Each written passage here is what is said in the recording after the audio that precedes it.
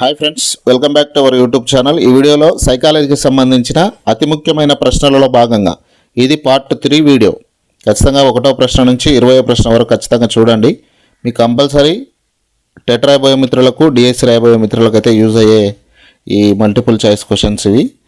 ఖచ్చితంగా వీడియోని లైక్ చేయండి, కింద హై బటన్ పై కూడా నొక్కండి. ఛానల్ కొత్తగా వస్తే సబ్స్క్రైబ్ చేసుకొని పక్కన బెల్ ఐకాన్ కూడా యాక్టివేట్ చేసి పెట్టుకోండి. ప్లేస్టోర్ నుంచి మున్నాబడి అనే యాప్ను ఖచ్చితంగా డౌన్లోడ్ చేసుకోండి. అందులో టీజీ టెట్కి సంబంధించిన టెస్ట్ సిరీసెస్ అవైలబుల్గా ఉన్నాయి. సో యాప్ను డౌన్లోడ్ చేసుకొని వాటిని కూడా ప్రాక్టీస్ చేయండి. ఈ వీడియోలో మొదటి ప్రశ్న, పియాజే సంజ్ఞానాత్మక వికాస సిద్ధాంతం ప్రకారం ఒక రసాయన శాస్త్ర ప్రయోగంలో వేర్వేరు ద్రావణాలను కలిపితే ఏమవుతుందో ఊహించి పరికల్పనలు చేసి సరిచూసే సామర్థ్యం ఏ దశలో వ్యక్తమవుతుంది? ఇంద్రియ చాలక దశ, పూర్వ ప్రచాలక దశ, మూర్త ప్రచాలక దశ, అమూర్త ప్రచాలక దశ. ఖచ్చితంగా మీరు క్వశ్చన్ చూసారు కదా, కింద ఆప్షన్స్ ఉన్నాయి, వాటికి సంబంధించి ఆన్సర్ని కామెంట్లో తెలియజేయండి. ఇక్కడ అమూర్త ప్రచాలక దశ అనేది రైట్ ఆన్సర్. రెండవ ప్రశ్న, ఒక ఉపాధ్యాయుడు విద్యార్థి తప్పు చేసిన ప్రతిసారి దండించకుండా ప్రవర్తనను పూర్తిగా మార్చడానికి తప్పుదారి తీసే ఉద్దీపనను క్రమంగా నిరోధించాడు. స్కిన్నర్ ప్రకారం ఇది ఏ ప్రక్రియ? రుణాత్మక పునర్బలనం, విరమణ మరియు ఆకృతీకరణ, ధనాత్మక శిక్ష, యాదృచ్ఛిక పునర్బలనం. ఇక్కడ రైట్ ఆన్సర్ విరమణ మరియు ఆకృతీకరణ. మూడవ ప్రశ్న, కోల్బర్గ్ సిద్ధాంతం ప్రకారం నేను ఈ నియమాన్ని పాటిస్తే సమాజంలో శాంతి భద్రతలు కాపాడబడతాయి కాబట్టి నా వ్యక్తిగత ఇష్టాలతో సంబంధం లేకుండా దీనిని గౌరవిస్తాను అనే వ్యక్తి ఏ నైతిక స్థాయిలో ఉన్నాడు? పూర్వ సాంప్రదాయక స్థాయి, సాంప్రదాయక స్థాయి, ఉత్తర సాంప్రదాయక స్థాయి, స్వయం ప్రతిపత్తి స్థాయి. సాంప్రదాయక స్థాయి రైట్ ఆన్సర్. నాలుగో ప్రశ్న, ఒక శిశువు మొదట వస్తువులను తన భుజాల కదలికల ద్వారా, తర్వాత మోచేయి ద్వారా, చివరకు వేళ్ల ద్వారా నియంత్రించగలుగుతాడు. ఇది ఏ నియమానికి నిదర్శనం? శిరోపాదాభిముఖ నియమం, సమీప దూరస్థ నియమం, వికాస క్రమానుగత నియమం, సాధారణం నుండి నిర్దిష్టం వైపు సూత్రం. రైట్ ఆన్సర్ ఏంది? సమీప దూరస్థ నియమం. ఐదో ప్రశ్న, వైగోట్స్కీ నమూనా ప్రకారం పిల్లవాడు తన ఆలోచనలను క్రమబద్ధీకరించుకోవడానికి ఎవరికి వినపడకుండా తన మనస్సులోనే మౌనంగా మాట్లాడుకునే ప్రక్రియను ఏమంటారు? సామాజిక సంభాషణ, బహిరంగ వ్యక్తిగత సంభాషణ, అంతర్గత సంభాషణ, అహం కేంద్ర సంభాషణ. అంతర్గత సంభాషణ రైట్ ఆన్సర్. ఆరో ప్రశ్న, ఎరిక్సన్ మనోసాంఘిక సిద్ధాంతం ప్రకారం వృద్ధాప్యంలో ఒక వ్యక్తి తన గత జీవితాన్ని సింహావలోకనం చేసుకొని తీవ్ర నిరాశకు లోనైతే అతను ఏ సంక్షోభంలో విఫలమయ్యాడని చెప్పొచ్చు? ఉత్పాదకత వర్సెస్ స్తబ్దత, సాన్నిహిత్యం వర్సెస్ ఏకాంతం, పాత్ర గుర్తింపు వర్సెస్ గందరగోళం, సమగ్రత వర్సెస్ నిరాశ. సమగ్రత వర్సెస్ నిరాశ. ఏడో ప్రశ్న, ఒక అభ్యాసకుడు కంప్యూటర్ కీబోర్డు నేర్చుకునేటప్పుడు టైప్ రైటింగ్ అలవాటు అతని వేగవంతమైన అభ్యసనానికి ఆటంకం కలిగిస్తే దానిని ఏ అవరోధంగా పరిగణిస్తారు? తిరోగమన అవరోధం, పురోగమన అవరోధం, శూన్య బదలాయింపు, ద్విపార్శ్వ బదలాయింపు. ఇక్కడ పురోగమన అవరోధం రైట్ ఆన్సర్. ఎనిమిదవ ప్రశ్న, థార్న్డైక్ ప్రతిపాదించిన ఫలిత నియమానికి మనస్తత్వ శాస్త్రంలో ఆధునిక కాలంలో అత్యంత ప్రాధాన్యతనిచ్చిన ప్రవర్తనావాద సిద్ధాంతం ఏది?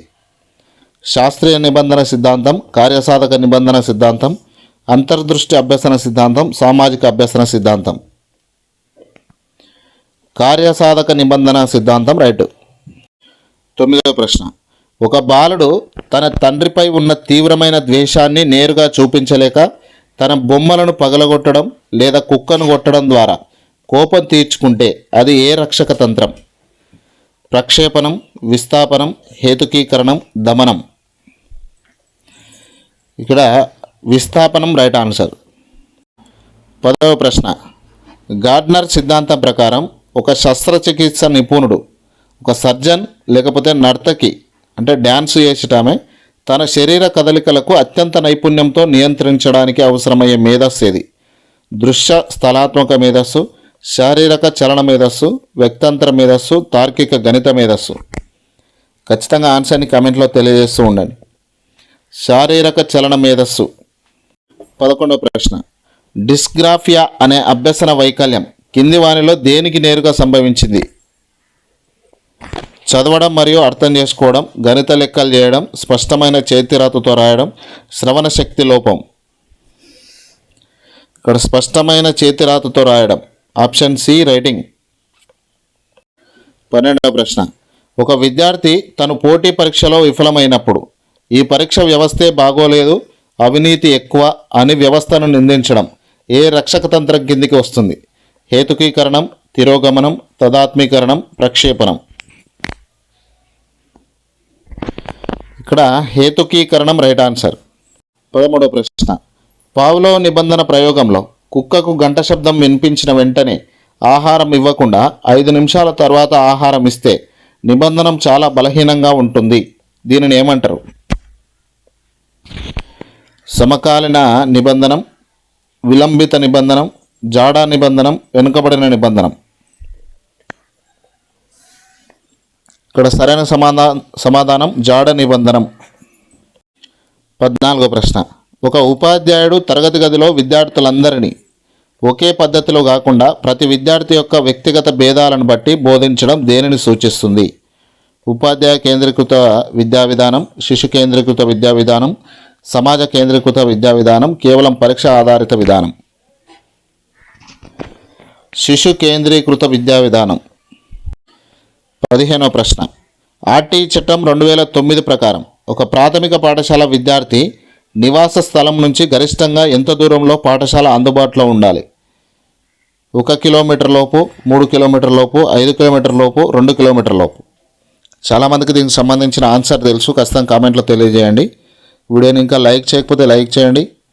ప్లేస్టోర్ నుంచి మున్నాబడి అనే యాప్ను ఖచ్చితంగా డౌన్లోడ్ చేసుకోండి. ఇక్కడ 1 కిలోమీటర్ లోపు ఉండాలి. 16వ ప్రశ్న. ఒక విద్యార్థి తన తల్లిదండ్రుల ఒత్తిడి వల్ల కాకుండా కేవలం సబ్జెక్టు నేర్చుకోవాలనే జిజ్ఞాసతో రాత్రింబవలు చదివి మంచి మార్కులు సాధిస్తే అది ఏ రకమైన ప్రేరణ? బాహ్య ప్రేరణ, అంతర్గత ప్రేరణ, సామాజిక ప్రేరణ, కృత్రిమ ప్రేరణ. అంతర్గత ప్రేరణ రైట్ ఆన్సర్. 17వ ప్రశ్న. సమగ్ర ఆకృతి లేదా మొత్తం అనే అర్థం గల గెస్టాల్ట్ వాదానికి పునాది వేసిన ప్రధాన మనస్తత్వ శాస్త్రవేత్త ఎవరు? BF Skinner, Max Wertheimer, Jean పియాజే, సిగ్మండ్ ఫ్రాయిడ్. ఇక్కడ ఆప్షన్ బి మ్యాక్స్ వర్ధమర్. 18వ ప్రశ్న. వికాసం మరియు పరిపక్వతకు సంబంధించి కింది వాటిలో సత్యం కాని వాక్యాన్ని గుర్తించండి. పరిపక్వత అనేది జన్యుపరమైన ముందస్తు ప్రణాళిక. వికాసానికి అభ్యసనం మరియు పరిపక్వత రెండు అవసరం. పరిపక్వత అనేది కేవలం శిక్షల వల్ల మాత్రమే వస్తుంది, శిక్షణ వల్ల. పరిపక్వత ఒక నిర్దిష్ట వయసుతో పరిమితం అవుతుంది.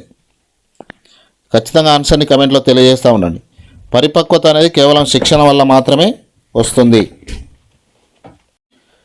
19వ ప్రశ్న.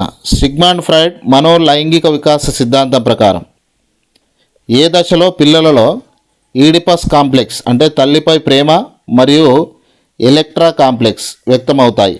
మౌఖిక దశ, గుద దశ, లింగ సంపర్క దశ, సుప్త దశ. లింగ సంపర్క దశ రైట్ ఆన్సర్. ఇంకా వీడియోని లైక్ చేయకపోతే ఖచ్చితంగా లైక్ చేయండి. 20వ ప్రశ్న. ఒక సైనికుడు యుద్ధ రంగంలో జరిగిన ఘోరమైన మారణ హోమాన్ని చూసి ఆ భయంకరమైన జ్ఞాపకాలను పూర్తిగా మర్చిపోవడానికి ప్రయత్నించి అచేతనంలోకి నెట్టివేయడాన్ని ఏమంటారు? దమనం, ప్రతిచర్య రూపీకరణం, ఉదాత్తీకరణం, తిరోగమనం. ఇక్కడ దమనం అనేది రైట్ ఆన్సర్. వీడియో నచ్చితే ఖచ్చితంగా లైక్ చేయండి. మీ ఫ్రెండ్స్తో ఖచ్చితంగా ఈ వీడియోని షేర్ చేయండి. ఛానల్ కొత్తగా వస్తే సబ్స్క్రైబ్ చేసుకొని పక్కన బెల్ ఐకాన్ యాక్టివేట్ చేసి పెట్టుకోండి. ప్లేస్టోర్ నుంచి మున్నాబడి అనే యాప్ను కూడా డౌన్లోడ్ చేసుకోండి.